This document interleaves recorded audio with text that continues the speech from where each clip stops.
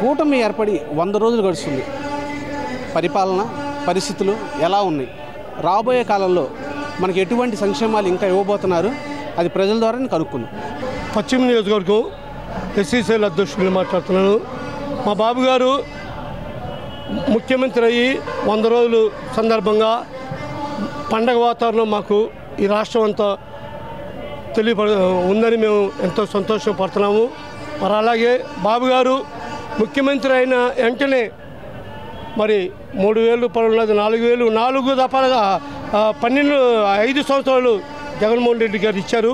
మరి మా బాబు గారు ముఖ్యమంత్రి అయిన తర్వాత మరి 3,000ది 4,000 ఇస్తాను, 4,000 ఇచ్చా అని 4,000 ప్రతి ఒక్కరికి ఇచ్చాడు. మళ్ళీ ఆగిన 2 నెలలు 3 నెలలు కలిపి మొత్తం 7,000 చొప్పున రాష్ట్ర ప్రజలందరికీ, వృద్ధులకి, వృద్ధాప్యులకి, వితంతులకి, వికలాంగులకి, ప్రతి ఒక్కరికి బాబు గారు అన్నమాట నిలబెట్టుకున్నాడు. ప్రజలు ఎంతో సంతోషంతో ఆనందంతో ఉన్నారని మేము తెలియపరుస్తున్నాం. ఇవాళ రోజు పవన్ కళ్యాణ్ గారు దీక్ష పూన్నారు విజయవాడలో. మన తిరుపతి లడ్డూకు సంబంధించి అపరాధం జరిగిందని, దాని గురించి మీరు మరి రాష్ట్ర ప్రజలందరూ గమనిస్తున్నారు.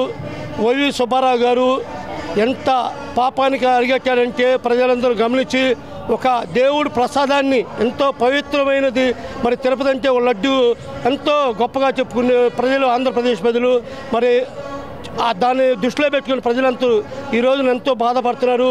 ఇంతటి అరాచకానికి వైసీపీ నాయకులు పాల్పడ్డారా అనే బాధ రాష్ట్ర ప్రజలందరికీ ఉందని మేము తెలుసుకుంటున్నాం. పవన్ కళ్యాణ్ గారు చేస్తున్న దీక్ష, పవన్ కళ్యాణ్ గారికి మేము మా తెలుగుదేశం పార్టీ తరఫున మరి మేము ఆయనకి సంఖ్యాభావం తెలుస్తున్నాం. మరి బాబు గారు కూడా మరి పవన్ కళ్యాణ్ గురించి కూడా ఎంతో ఈ రోజున చేసి ఆయన దీక్ష గురించి మరి ఆయన కూడా ఎంతో సంతోషపడుతున్నారు. రాష్ట్ర ప్రజలందరూ మరి ఎన్నో విధాలుగా ఆయన చేసే దీక్షకి మద్దతుగా మేము అందరం తెలియపరుస్తున్నాం.